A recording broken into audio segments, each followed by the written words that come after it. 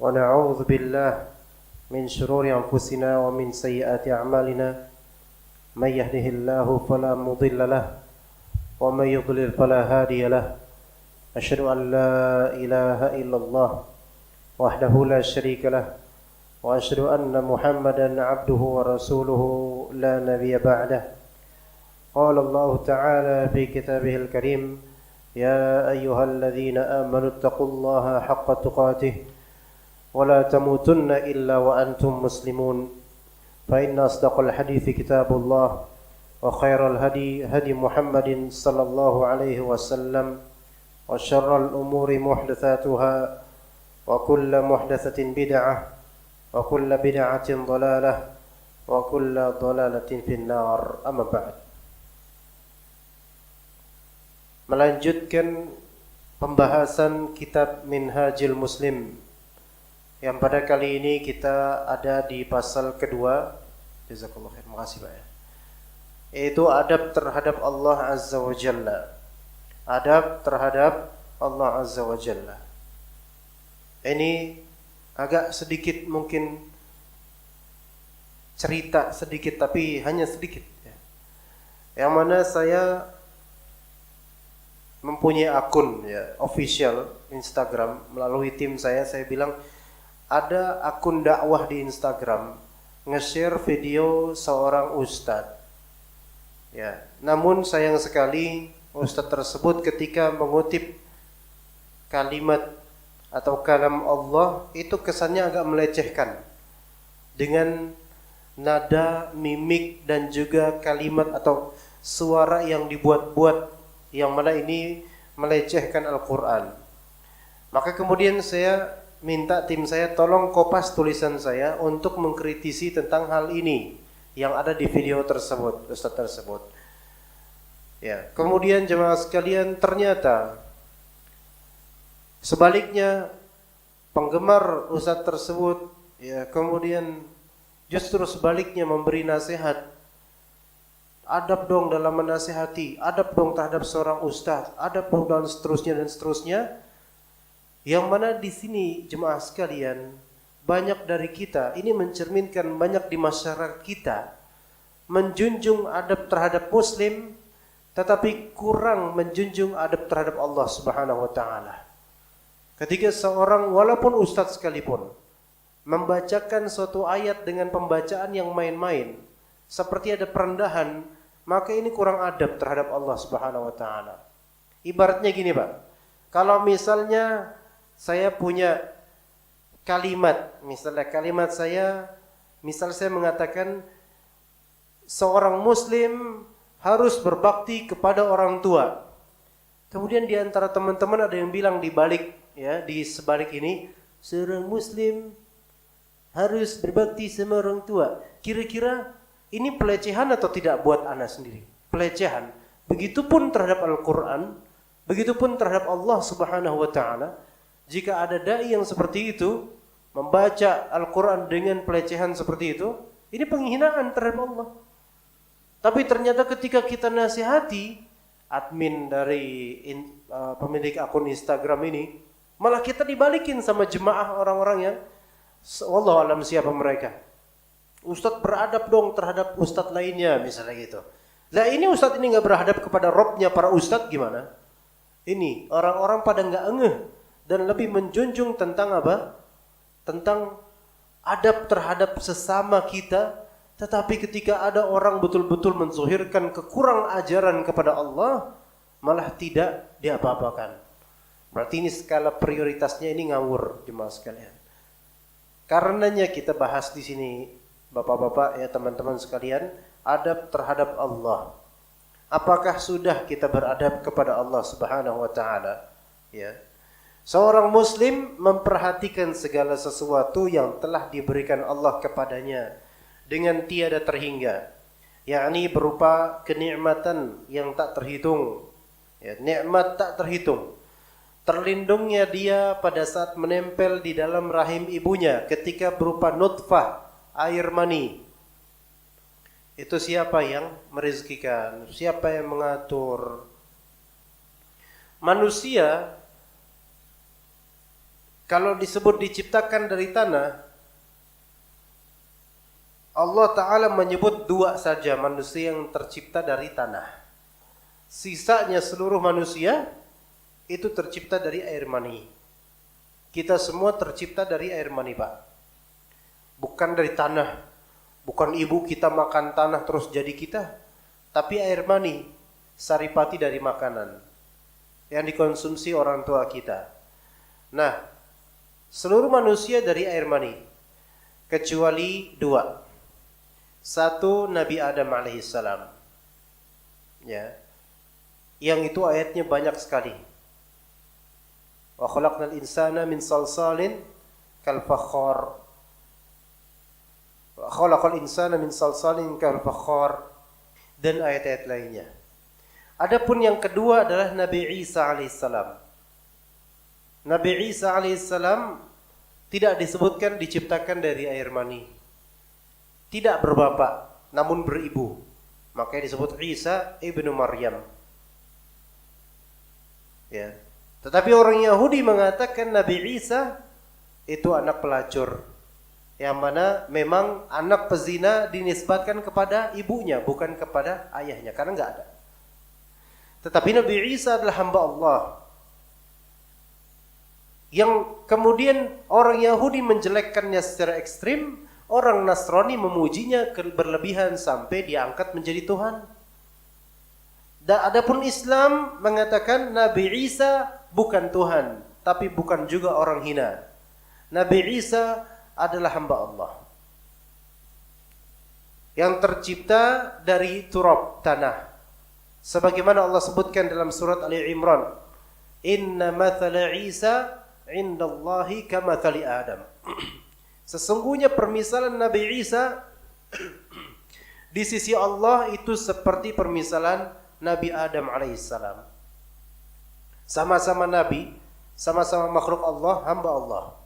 Khalaqahu min turab. Allah ciptakan Nabi Isa dari turab, dari Nabi Adam dari turab, dari debu, dari tanah. Thumma qala lahu kun fayakun. Kemudian Allah katakan kepadanya kun, jadilah. Maka jadilah Nabi Isa alaihissalam. Adapun kita jemaah sekalian tercipta dari nutfah, air mani. Taib Allah yang menentukan perjalanan hidupnya, hidup kita. Hingga hari kita bertemu dengannya nanti. Allah yang beri hidayah kepada kita, perjalanan hidupnya. Ketika Anda masih kecil dulu, mungkin tidak punya cita-cita menjadi kru media. Tidak punya cita-cita itu. Sekarang ternyata menjadi salah satu kru media yang besar. Itu bukan cita-cita Anda mungkin, tapi bisa ternyata. Perjalanan hidup yang Allah berikan hidayah menuju sini.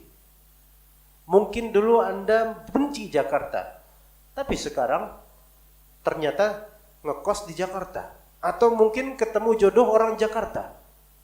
Ya, tidak ada yang tahu ternyata.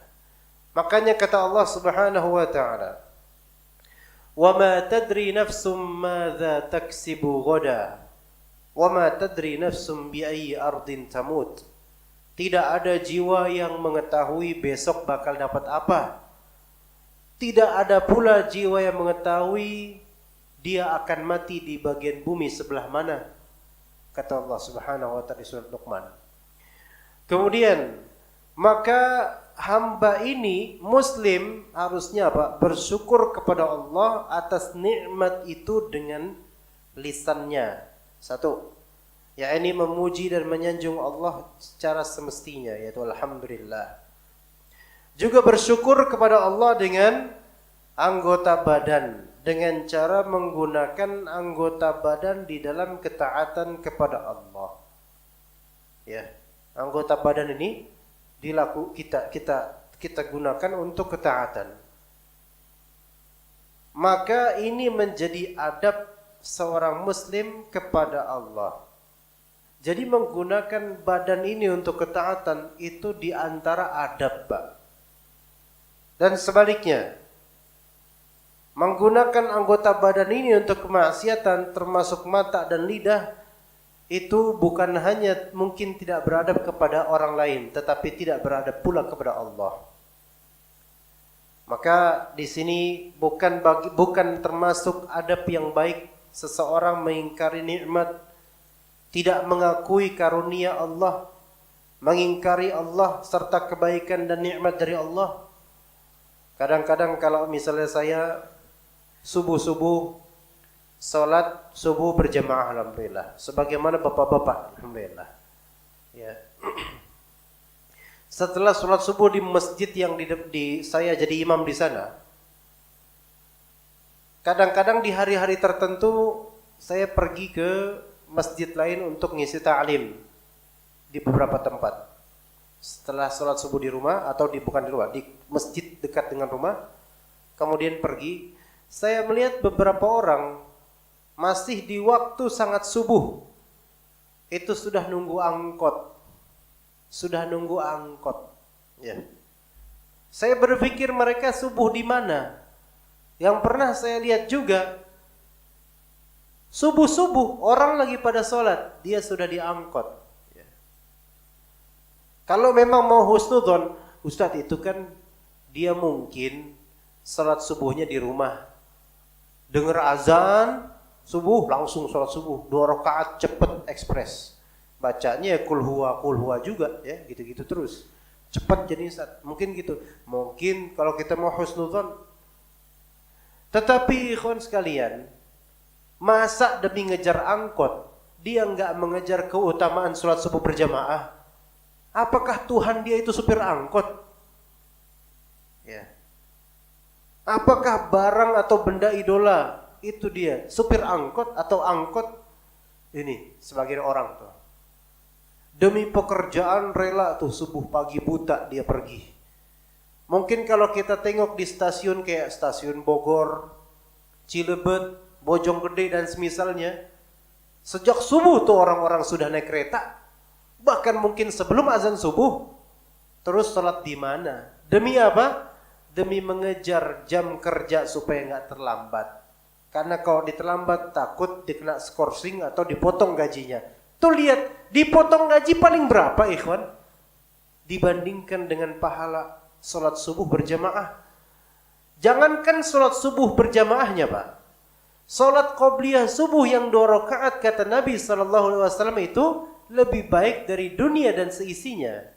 Di sini orang tuh kadang mempertimbangkan itu tidak dengan pertimbangan yang benar. Pertimbangannya itu timbangan dunia semata, sehingga timbangan akhirat itu seolah-olah nggak ada nilainya.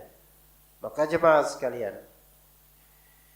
gunakan tubuh ini untuk mensyukuri kenikmatan dari Allah. Kalau memang alhamdulillah Allah berikan kenikmatan bisa bangun pagi, sholat berjamaah di masjid. Ya. Kemudian Allah Ta'ala berfirman di surat An-Nahl ayat 53. Wa ma bikum min ni'matin faminallah. Dan apa saja nikmat yang ada padamu maka dari Allah lah datangnya. Semua nikmat yang ada pada kita itu semua dari Allah. Pertanyaan juga jemaah sekalian, bagaimana dengan orang yang tidak beriman kepada Allah? Kira-kira itu nikmat datang dari Allah bukan? Iya, nikmat dari Allah. Lalu bagaimana dengan masalah rizki? Menurut akidah kita, rizki itu apa sih? Rizki itu apa yang Anda dapatkan dari kebaikan atau yang bermaslahat atau yang Anda inginkan, rizki. Ya. Tapi Ustaz, kan kadang-kadang ada orang rizki dengan cara nyuri, nyolong, korupsi. Itu kira-kira rizki nggak buat dia? Rizki juga, tapi rizki yang haram. Rizki yang haram, rizki juga buat dia ya. Atau tukang minta-minta yang belagak buta, belagak buntung kakinya atau tangannya. Ketika kita nafkahkan kepada mereka sesuatu, itu rizki nggak buat? Ya, itu rizki buat mereka. Tetapi rizki yang haram karena didapat dengan cara yang tidak benar. Ini nikmat gitu buat dia, nikmat. Tetapi ingat di surat At-Takatsur, "Tsumma latus'alunna yawma idzin 'anil na'im." Kalian akan ditanya pada hari nanti tentang kenikmatan. Berarti di sini ikhwas sekalian, masalah kenikmatan ini Anda, ana, kita semua akan ditanya. Pertama, cara mendapatkan kenikmatan itu tuh dari bagaimana? Masya Allah. Itu yang ngeri juga. Oke, misal halal, tapi untuk apa Anda menggunakan kenikmatan tersebut? Allah musta'an. Sampai para ulama mengatakan, jemaah sekalian, sampai kita akan ditanya tentang suatu ketika kita ngasok di bawah teduhan sebuah pohon. Misalnya ada pohon ceri kan, mengembang dia enak. Kita berteduh, nikmat itu pun akan ditanya nanti sama Allah. Ditanya, kamu telah mendapatkan nikmat berteduh di bawah pohon ceri dari nikmat dariku. Apakah kamu sudah mensyukurinya atau belum? Ditanya tuh, masya Allah. Ya, jadi wa ma bikum min ni'matin faminallah. Dan nikmat itu akan ditanya. Dan ngerinya juga, pertanyaan tentang nikmat itu tentu tidak bisa kita hitung berapa banyak. Saking banyaknya nikmat yang Allah berikan. Kata Allah Ta'ala, wa in ta'uddu ni'matallahi la tuhsuha. Jika kalian menghitung nikmat Allah, maka kalian tidak akan sanggup menghitungnya. Coba sekarang kita hitung nikmat Allah dari masa bujang sampai sekarang lah. Setiap detik Pak ada nikmat dari Allah. Dan ternyata nikmat tersebut semuanya akan ditanya. Berarti pertanyaannya bakal banyak nanti kita jemaah sekalian. Nggak ada seorang dari kita pertanyaannya sedikit begitu saja. Banyak pertanyaannya. Tapi kalau ternyata kita gunakan nikmat itu untuk kebaikan, ketaatan, hal yang mubah, nggak berat insya Allah. Yang berat itu ketika kita gunakan nikmat-nikmat ini untuk antum bisa jawab sendiri. Ya. Kemudian kata Allah Ta'ala di surat Al-Baqarah ayat 152, "Fadhkuruni adzkurkum washkuruli wala takfurun." Karena itu ingatlah kalian kepadaku, niscaya aku ingat pula kepada kalian. Bersyukurlah kepadaku, janganlah kalian mengingkari nikmatku. Malah dalam sebuah hadis Pak, kita tahu ya, orang itu karakter manusia Pak. Banyak yang ketika lagi sulit, dia langsung mengkiblatkan hatinya kepada Allah. Tetapi ketika sudah diberikan solusi, Allah selamatkan, tibanya dia kembali kufur nikmat. Manusiawi, tapi dosa gitu loh masalahnya. Bukan masalah ini manusiawi wajar atau tidak, tapi dosa ini masalahnya. Manusia kayak gitu. Ya. Sehingga kita melihat orang yang di ketinggian itu lebih jarang bersyukur kepada Allah dibandingkan orang yang diberi ujian. Karena itulah kata Nabi sallallahu alaihi wasallam, innallaha idza ahabbal qauma ibtalahum. Sesungguhnya Allah kalau mencintai suatu kaum, mencintai suatu individu, Allah akan menguji mereka. Ya, diuji, musibah, ekonomi, istri bawel misalnya, atau hal-hal lainnya, diuji, dia sabar apa enggak. Kenapa diuji? Supaya ingat Allah. Jadi kadang-kadang ujian, penyakit itu malah membuat kita ingat pada Allah. Coba kalau misalnya nggak diuji-uji, coba kalau misalnya nggak pernah dikasih musibah, lupa daratan, ya, lupa daratan. Ya. Wajar kalau kita melihat ada orang di ketinggian atau lagi di kenikmatan, dia lupa sama Allah. Kata Nabi sallallahu alaihi wasallam, ta'arraf billahi fir rakha'i ya'rifka fis syiddah. Kenalilah Allah di masa senang, maka Allah akan mengenalimu di masa sulit. Kata Nabi SAW. Kata Allah, fadhkuruni adzkurkum. Ingatlah Allah, maka Allah akan mengingatmu. Iya. Kalau kita bertanya-tanya ketika mendapatkan musibah, kenapa ini kok musibah saya kok tak berkesudahan? Kenapa masih begini terus penyakit saya? Mungkin itu teguran dari Allah karena pas sampean itu dulu berjaya, sampean lupa. Pas sekarang baru ingat. Maka Allah tangguhkan biar sampean ingat dulu di masa berjaya sampean lupa. Nah, begitu jemaah sekalian. Karena beberapa pertanyaan yang datang ke saya itu baik melalui surat atau WhatsApp atau lainnya, Ustadz, orang tua saya atau orang tua ini ya, itu kok nggak sembuh-sembuh Ustadz ya? Apakah boleh saya doakan untuknya cepat mati gitu? Ya jangan. Bisa jadi teguran, ujian buat orang tua ini. Dulu pas lagi muda lupa sama Allah, maka sekarang pas udah tua dibuat sakit terus biar terus ingat sama Allah. Biar kemudian ingat dulu waktu mudanya kenapa situ lupa sama Allah. Maka Allah teruskan penyakit itu supaya ingat sama Allah. Kayak begitu Pak.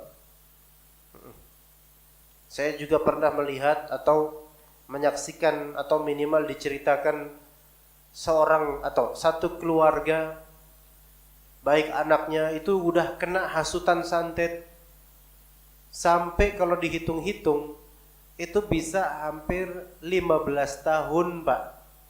Bayangkan 15 tahun itu betul-betul diintimidasi atau diteror oleh setan-setan. Dulu mungkin ada yang kesurupan di dalam rumah tersebut, ada yang teriak-teriak dan seterusnya. Tapi karena udah berusaha tawakal kepada Allah, kembali kepada Allah semuanya, maka setan mencari cara lain, yaitu diadu domba antar keluarga, dia hasut supaya cerai dan seterusnya. Tapi bahtera keluarga terus bertahan dengan bertawakal pada Allah. Artinya kenapa? Penjelasannya kenapa? Kok keluarga ini masih aja terus diberi ujian? Supaya orang-orang ini terus ingat Allah. Takutnya kalau udah nggak hilang ujian itu, lupa lagi dia sama Allah. Kembali lagi dia ke karakter kayak kita ini. Kalau udah enak, kalau udah lapang, lupa daratan. Ya. Sebagian orang kalau udah di ketinggian angkasa itu lupa kalau tempat asalnya itu di darat, gitu. Dan memandang remeh yang di darat, padahal dia tempat asalnya di situ dan dia akan kembali ke situ.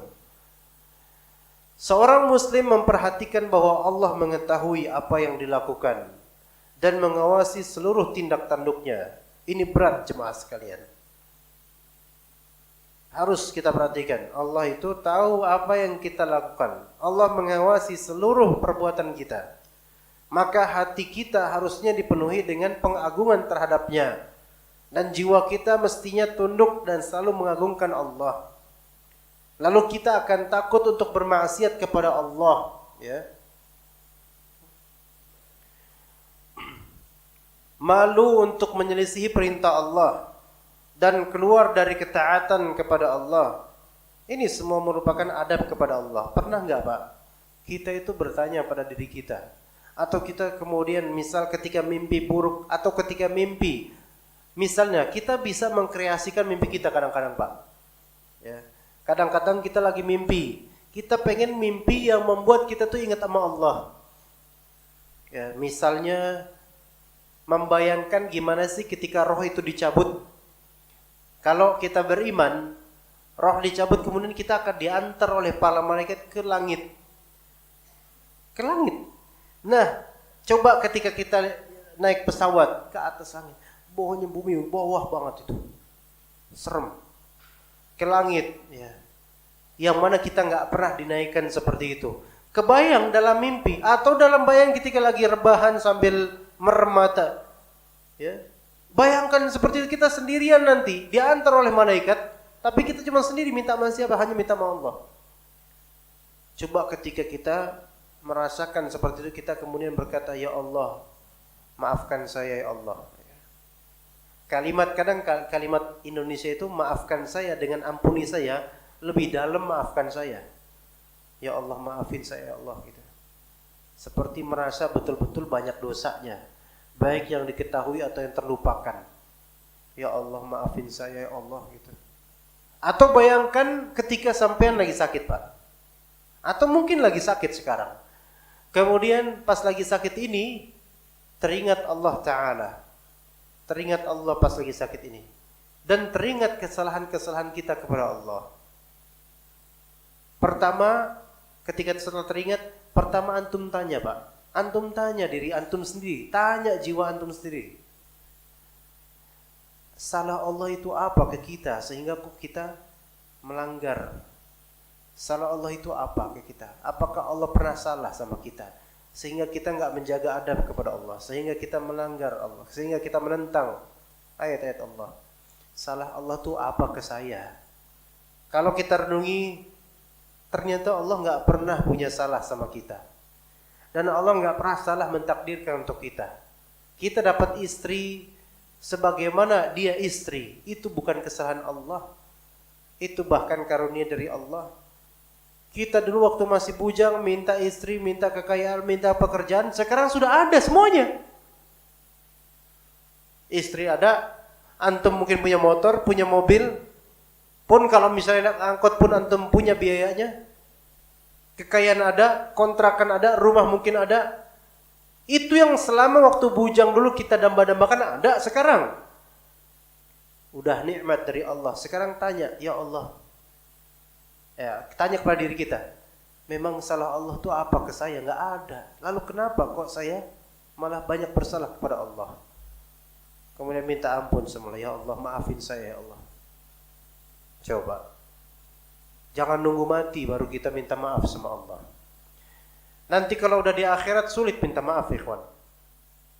Sulit minta maaf. Maka beradablah dan menunduklah selagi di dunia. Sebelum nanti, di hari nanti ketika semua orang terbelalak dan tertunduk. Sekarang kita tunduk. Sekarang kita sujud. Di masa-masa ini, masa-masa kehidupan dunia jemaah sekalian. Baik. Allah Subhanahu wa taala berfirman, "Ma lakum la tarjuna lillahi waqara wa qad khalaqakum atwara." Mengapa kalian tidak percaya akan kebesaran Allah? Kenapa kau nggak percaya sama Allah? Padahal Allah itulah yang telah menciptakan kalian dalam beberapa tingkatan kejadian, fase-fase kehidupan. Perhatikan, ayo kita flashback lagi ke timeline sejarah kita. Yang mungkin di antara kita lahirnya tahun 1980. Lihat dulu tahun 1989. Siapa antum waktu itu? Bukan siapa-siapa, ya kan? Ya mungkin sekarang adalah seorang direktur. Mungkin kelahiran tahun 70. Lihat tahun 79 dulu apa Anda? Belum menjadi apa-apa. Yang kelahiran 90. Dulu tahun 99. Tahun 98. Terjadinya revolusi. Krisis moneter. Antum bisa apa waktu itu? Gak bisa apa-apa. Gak mikirin apa-apa. Gak mikirin barang. Gak mikirin apa-apa. Tapi Allah berikan fase kehidupan perlahan-lahan. Dan mungkin antum sama dulu seperti anak kecil ini yang hanya bermain. Allah berikan fase seperti itu jemaah sekalian. Sekarang sudah menjadi lebih dewasa, lebih memahami, lebih mengerti kehidupan. Mungkin dulu waktu SMA antum suka manjat, suka bolos, suka ini, suka itu, suka teriak sana sini. Sekarang udah dijaga suaranya. Udah anteng, udah dewasa. Lalu, mengapa kalian tidak percaya kepada Allah? Padahal Allah telah menciptakan kalian dalam beberapa tingkatan fase di rahim. Kemudian keluar dari rahim. Kemudian anak kecil, bayi, disapih, balita. Kemudian mulai sekolah dulu. Bersyukurlah ketika Allah Ta'ala masih menghidupkan orang tua Anda ketika itu. Ya mungkin ketika pagi pamit salam cium tangan antum kemudian berjalan atau antum diantar oleh orang tua. Fase-fase seperti itu jemaah sekalian. Yang kalau kita flashback timeline kita kemudian akan terbit di kalbu kita yang telah mencanangkan semua itu untuk kita yang kita tidak meminta. Anda tidak pernah meminta mata, tidak pernah meminta hidung, mulut. Semua ini enggak pernah sampai minta. Tetapi sudah Allah kasih sejak di rahim tanpa diminta. Dengan fase-fase itu kenapa kok banyak orang tuh nggak percaya sama Allah? Nggak percaya dengan surga nanti bagaimana, neraka bagaimana. Hanya udahlah, urusan agama, urusan masjid. Enggak, urusan agama itu urusan nafas.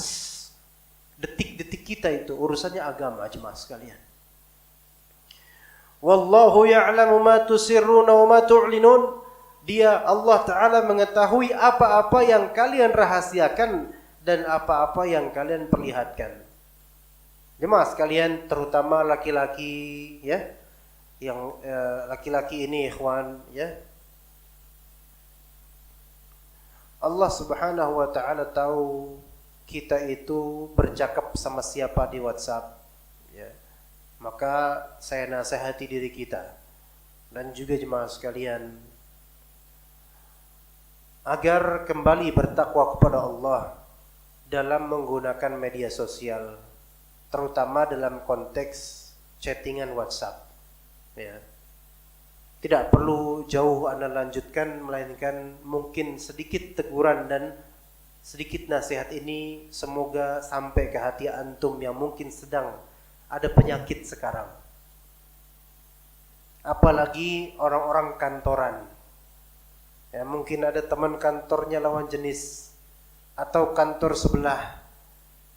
Maka saya nasihati, jadilah hamba Allah yang bertakwa, gitu aja ya. Kemudian jemaah sekalian, seorang muslim yakin bahwa Allah berkuasa atasnya. Dialah yang memegang ubun-ubunnya, yaitu kepala kita, ubun-ubun kita di tangan Allah Ta'ala. Dan bahwasanya tidak ada yang bisa melindungi kita dan tidak ada pihak yang bisa kita berlari kepadanya kecuali hanya kepada Allah semata.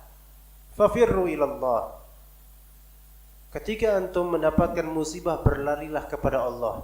Segerakan ambil wudu, sholat, doa, minta sama Allah ya. Tapi sebagian dari kita jemaah sekalian dapat musibah, kesulitan, itu larinya tamasya.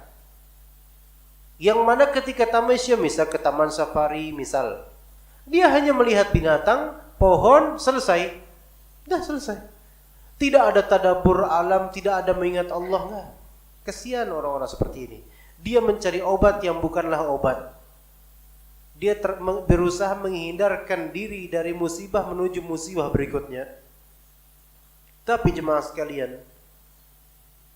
siapa yang menginginkan penyembuh, maka Allah lah yang menyembuhkan. Kembalilah kepada Allah, berlindunglah kepada Allah. Ketika mendapatkan kesulitan dan hampir diketahui aib antum oleh seantero masyarakat, hampir diketahui, maka segera antum taubat jemaah sekalian. Ya Allah, maafkan saya, Allah, ampuni saya, Allah. Ya Allah, tutuplah aib saya, ya Allah. Taubat betul-betul ya. Maka Allah akan tutupi taubat sampean. Makanya di antara doa zikir pagi petang, Allahumma astur aurati wa amin rawati. Ya Allah, tutuplah aib saya dan berilah keamanan pada hati saya yang sedang takut ini. Karena kadang-kadang Pak, kita punya aib, kita punya kesalahan, kita punya keburukan yang kalau terbongkar di depan orang banyak itu luar biasa, bisa malu dan bisa terusir kita. Maka sebelum terbongkar semua itu jemaah sekalian, atau dalam konteks WhatsApp ya, sebelum istri sampean mungkin tahu, sebelum keluarga, mertua atau keluarga sampean mengerti, tubu ilallah, taubatlah kepada Allah. Taubatlah kepada Allah ya. Ini yang enggak ngerasa, maksudnya enggak ada pada dirinya saat ini, ya jangan bilang enggak ada set yang kayak gitu, tapi siapa tahu samping-samping antum mulai menyadari ya. Ya, begitu. Karena kita lihat, mohon maaf, perselingkuhan di kantor-kantor itu jamak terjadi. Entah itu menjadi rahasia umum atau banyak orang yang menutup matanya. Ya. Jadi semoga Allah Ta'ala memberi hidayah dan taufik pada ana dan juga kita semua dalam masalah ini ya. Kemudian kalau dia tahu Allah Ta'ala berkuasa padanya, maka hamburkanlah diri ke hadapan Allah. Serahkan seluruh urusan hanya kepada Allah. dan bertawakal kepada Allah. Ini semua merupakan adab kepada Allah dan penciptanya. Oleh karena itu tidaklah beradab jika seseorang lari kepada sesuatu yang tidak memiliki tempat pelarian. Bukan merupakan adab jika dia bersandar kepada yang tidak memiliki kemampuan apapun. Seperti kalau misalnya di antara kita ada yang pengen menjadi negeri ini aman makmur tapi tidak tawakal kepada Allah.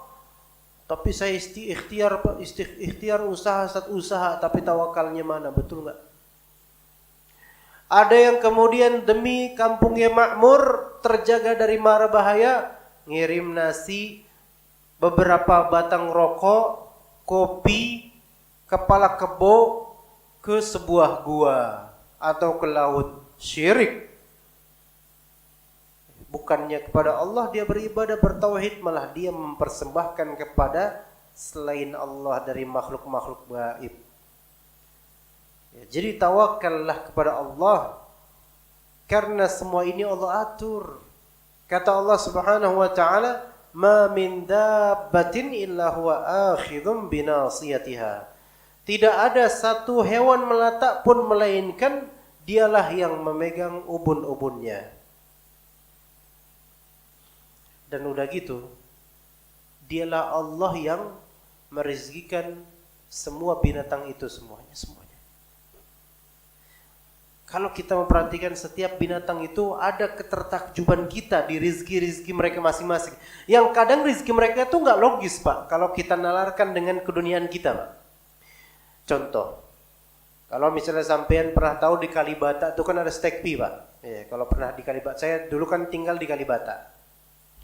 Waktu ya itu orang tua kan di sana, memang saya aslinya Kalibata ya. Di Stekpi itu waktu itu Stekpi itu seperti kampus ya. Kalau Ahad kan libur, dijadikan pasar kaget. Dulu saya dagang di pasar kaget itu makanan. Ya, ketika udah agak siangan, agak ngasok dikit ya. Saya duduk di pinggir sebuah got yang kering tidak ada airnya. Memang saat itu musim kemarau. Itu pasar, jadi banyak orang lagi dagang. Kadang orang membuang bekas makanan, bekas sop, bekas bakso, bekas soto itu di situ, di got itu gitu. Saya melihat ada kodok. Kodoknya gudikan gitu, kodok-kodok yang totol-totol gede gitu loh. Entah itu mungkin bullfrog mungkin ya, tapi nggak tahu jenis apa. Tapi gede dia, kodok gede, segenggam gede kodoknya, Pak. Ya. Bullfrog itu atau kodok semisal itu termasuk binatang yang rakus, Pak. Ya. Nah, Anda melihat itu, ngeliatin aja. Ketika Anda melihat itu, dia sedang mencari rezeki. Betul, binatang pun mencari rezeki, Pak. Dan mencari rezekinya binatang itu nggak tinggal diam, kecuali binatang ternak. Ya. Nah, ini kodok ini diam gitu sambil nyari-nyari rezeki. Karena banyak makanan-makanan bekas di situ, maka banyak punya lalat. Tuh lihat, Allah berikan ilham kepada kodok ini mendekati makanan-makanan itu. Ya, kita kan tahu kodok biasanya di tempat-tempat yang agak becek, basah ya, Pak ya. Tapi ini kering sama sekali karena kemarau sekali, Pak. Tapi Allah tetapkan hidup kodok itu. Datang dan Allah kondisikan kodok itu melihat, Anda lihat gitu loh. Supaya Anda belajar mungkin. Anda lihat kodok itu nggak menyantap makanan bekas soto, nasi, bukan. Tapi yang disantap apa? Lalatnya. Dan kadang-kadang luput. Namanya lalat kan bisa terbang. Luput gitu. Luput lagi. Tapi nggak pernah menyerah. Kadang dapat, kadang nggak. Yang ketangkep, yang ada di situ lalat-lalat hijau yang gede-gede itu. Saya kemudian berpikir, sampai sekarang pun berpikir jemaah sekalian. Bagaimana Allah Ta'ala memberikan rizki kerap kali bukan dengan kesesuaian rasio dan logika insan. Karena logika insan, kalau kita misalnya nih, makan kita nih ya, berburu, langsung makan binatang yang kita buru, tanpa tangan, tanpa bantuan kaki, nggak nangkep gini, nggak. Tapi dengan lompat, langsung melahap makanan itu. Ya, misalnya ada kerupuk di Agustusan, ya kan? Kita kayak gini-gini. Lihat betapa sulitnya orang makan kayak gini-gini kerupuk ya, Pak. Sulit. Sekarang kerupuk itu digantung. Gimana kalau yang kita makan itu adalah burung yang sedang burung-burung ini, burung-burung masjid ya. Kalau kita bilang gereja bukan, burung masjid ya. Antum makan hap gitu, nggak bakal dapet kan? Nggak bakal dapet. Kenapa? Antum nggak bisa terbang. Loncat juga nggak seberapa. Dia bisa terbang. Iya. Dan terbangnya lalat juga kadang cepet. Tapi dapat beberapa nggak logis. Tapi ketidaklogisan itu tidak menghalangi rizki Allah kepada kodok itu. Lihat, itu baru kodok ya Pak. Bagaimana dengan cicak? Lebih nggak logis lagi. Cicak hinggap di atas. Antum bisa nggak? Nggak bisa. Kalau bisa, tafadhol. Tapi antum nggak bisa. Di atas, ketinggian. Apa mangsanya? Nyamuk. Terbang lagi. Dan dia nggak bisa terbang. Resikonya dia sekali lompat jatuh mati mungkin. Atau minimal retak tulangnya itu. Kalau emang dia punya tulang. Dengan risiko seperti itu, dia nggak berhenti menjadi cicak. Tetap terima jadi cicak. Tetap tawakal kepada Allah. Terus dapat rezeki, alhamdulillah. Lihat bagaimana. Sudah Allah canangkan semuanya itu jemaah sekalian. Maka kalau misalnya binatang saja ketika seperti itu mereka bertawakal kepada Allah, lalu bagaimana dengan kita yang punya akal, dapat musibah, malah kembalinya ke dukun, bukannya kepada Allah. Maka fafirru ilallah, inni lakum minhu nadhirum mubin. Maka segeralah kembali kepada Allah. Sesungguhnya aku seorang pemberi peringatan yang nyata dari Allah untukmu. Juga firman Allah, wa 'alallahi fatawakkalu in kuntum mu'minin. Dan hanya kepada Allah hendaknya kalian bertawakal jika kalian betul-betul orang yang beriman. Jemaah sekalian rahimakumullah, Allah Ta'ala berfirman, Allahu latifun bi'ibadih. Allah itu maha lembut terhadap hamba-hambanya. Maka ketika kita mendapatkan musibah, maka terjemahkan musibah tersebut dengan terjemahan husnudzon kepada Allah. Artinya terjemahkan musibah itu dengan perasaan Allah itu sayang sama kita. Allah itu pengen supaya kita kembali kepada Allah. Ini baru sebaik-baik adab kepada Allah. Karena sebagian orang menjadikan musibah untuk bahan mengingkari Allah, untuk bahan mencela-cela Allah. Kalau Allah sayang sama saya, kenapa saya diberi ujian kayak gini? Gitu. Jadi bagi mindset sebagian orang, kalau Allah sayang sama seseorang, itu semua dikasih apa aja gitu, nggak dikasih ujian. Enggak. Seperti misalnya, walillahil mathalul a'la, guru sayang sama murid, tapi nggak pernah diberi ujian, nggak pernah ditanya, nggak pernah dites. Ini nggak sayang. Orang tua sayang sama anak, nggak pernah diomelin, nggak pernah diuji, nggak pernah dites, nggak pernah disuruh, dibiarin aja dia melakukan hal yang dia suka, itu nggak sayang. Maka benar kata Rasulullah SAW, idza ahabballahu biqaumin ibtalahum, innallaha idza ahabba qauman ibtalahum. Sesungguhnya Allah Ta'ala jika mencintai suatu kaum, maka Allah Ta'ala akan menguji kaum tersebut. Ya. Ini kira-kira gimana? Cukup apa enggak? Cukup aja ya. Kita cukup sampai sini jemaah sekalian. Mudah-mudahan yang sedikit ini menjadi pengingat untuk saya dan juga jemaah sekalian teman-teman. Jemaah sekalian, nasihati juga untuk teman-teman sekalian agar senantiasa bertakwa kepada Allah dalam memberikan informasi kepada diri sendiri, teman dan juga masyarakat terutama ya.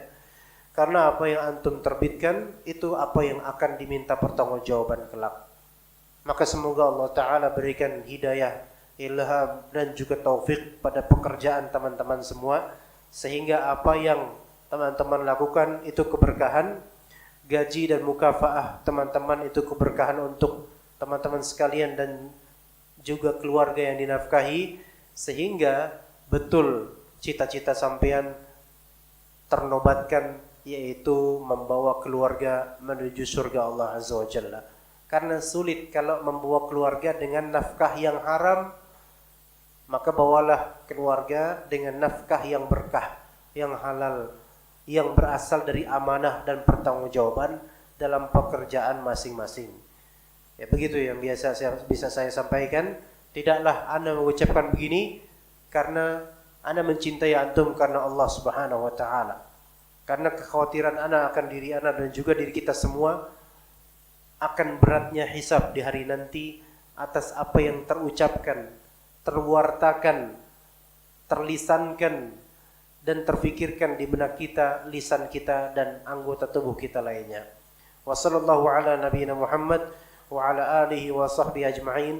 Subhanakallahumma bihamdika asyhadu an la ilaha illa anta astaghfiruka wa atubu ilaik. Wassalamu alaikum warahmatullahi wabarakatuh.